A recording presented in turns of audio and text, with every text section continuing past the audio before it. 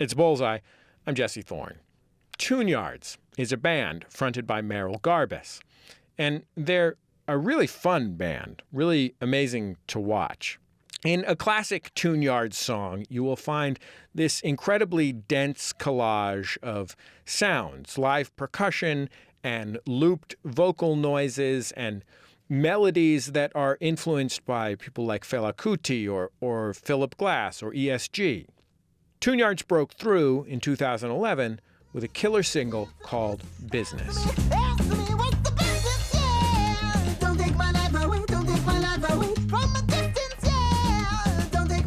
They've got their fourth record coming out a little later this month. It's called I Can Feel You Creep Into My Private Life.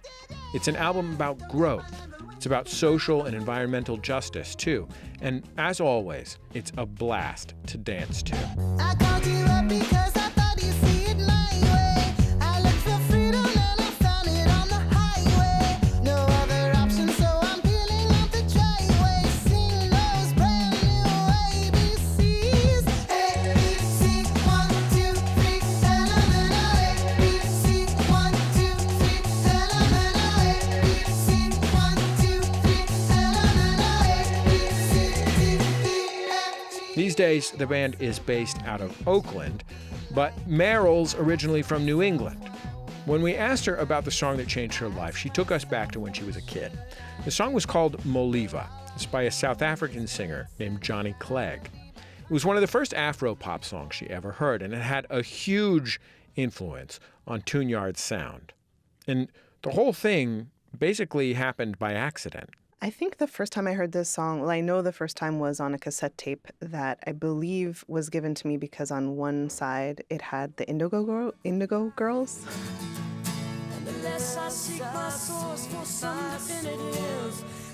I think the tape got to me really when I was a kid, so it must have been given to me. I know it was given to me by my aunt and uncle, Lucy and David, and I probably was, I want to say 13, 14, something like that.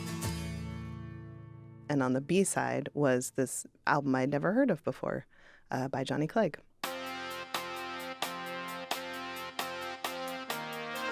The first thing with the song is the intro, and I don't know if it's an actual accordion or if it's like a synthesized accordion because this is made in the 80s, so there's a lot that they were experimenting with in terms of new technology, but there's something just about the very intro that just feels like you're about to be bathed in sound.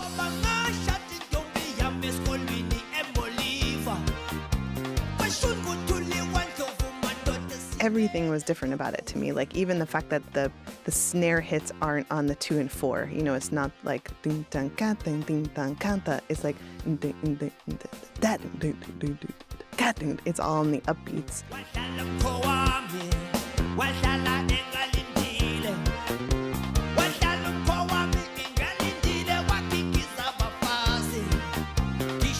It was given to me by my aunt and uncle who had spent time in Kenya when I was 10.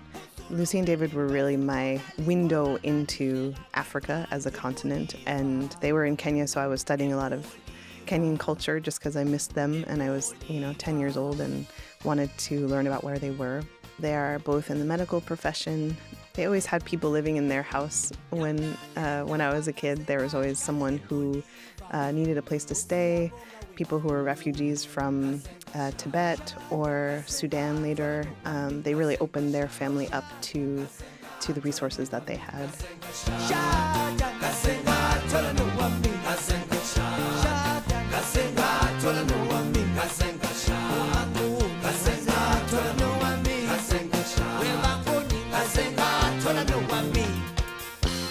Johnny Clegg is a white South African dude who, as he was growing up in South Africa under apartheid, learned to play music with Black South Africans. He was performing with Black performers in South Africa at a time when that wasn't something white South Africans did. And I think he was arrested a couple times, and I think part of that was being in places where he shouldn't have been, i.e.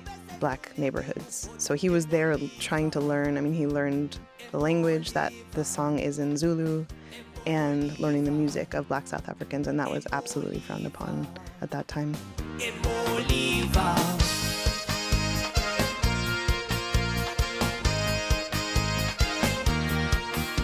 I really feel like musically it influenced what Tune Yards was going to become. So much of the music to me sounds like what I do now, almost embarrassingly so. But also this sense of trying to investigate what's my relationship as a white American kid to this music, and to music that that I literally, until today when I looked up the lyrics, I had no idea what it meant. So that's really interesting to me, both that, how much we can enjoy music that we don't understand lyrically, but also the kind of adventure and exoticism, it's kind of embarrassing to talk about, but as a white suburban kid, or as any American kid, just to be like, what is this? Like, why haven't I heard anything like this before?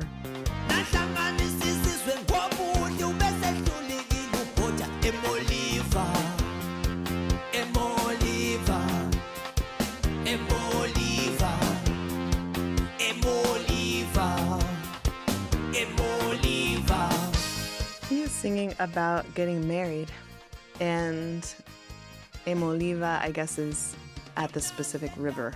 I think all the lyrics are this real gratitude for this new family that he's been welcomed into, which I don't know the story of like his actual marriage and if this is a true story, but there's, it makes me wonder about his relationship to Black South Africans and this gratitude.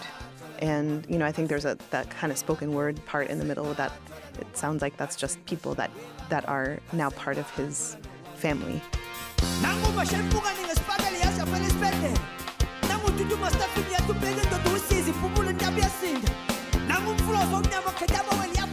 I mean, I don't know if I have ever heard a song that was just about that, about the gratitude about marriage in general, aside from like, my marriage didn't work out, man, let me sing a sad song.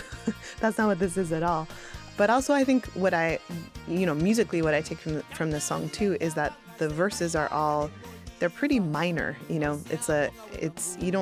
don't know until the first chorus comes that you're about to get this like super major chord, like glorious gratitude. And I love that too, where it's like, it's actually it's complex. It's not like, oh, everything's sunny and happy, I'm getting married. It's like, it's intense. I went through this intense ritual and was wedded to this person. And, my father-in-law did this war dance, there's intense stuff in there too, which, let's be real.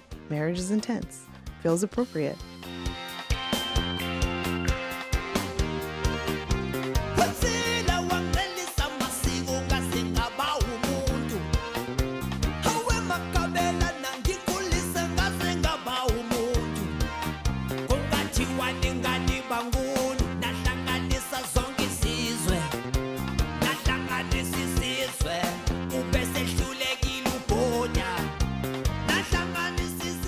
When I got married to Nate, my husband and partner in Tune Yards, we didn't have a wedding. So it made me think about the lack of a wedding, actually. We snuck away to the county courthouse in Oakland, which felt like the right thing at the time. Our whole lives are, celebrations and rituals. We do that every night for work, and I think Nate and I both were kind of tired of being on stage, but it makes me, I think, definitely feeling tied to another family feels like a very intense and important thing.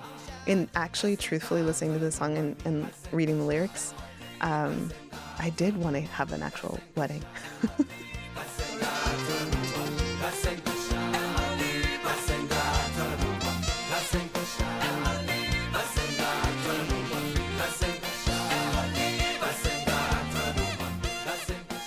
Also, is it any surprise that I married a bass player listening to that bass line? Like, that's the sickest bass line. Boom. So good.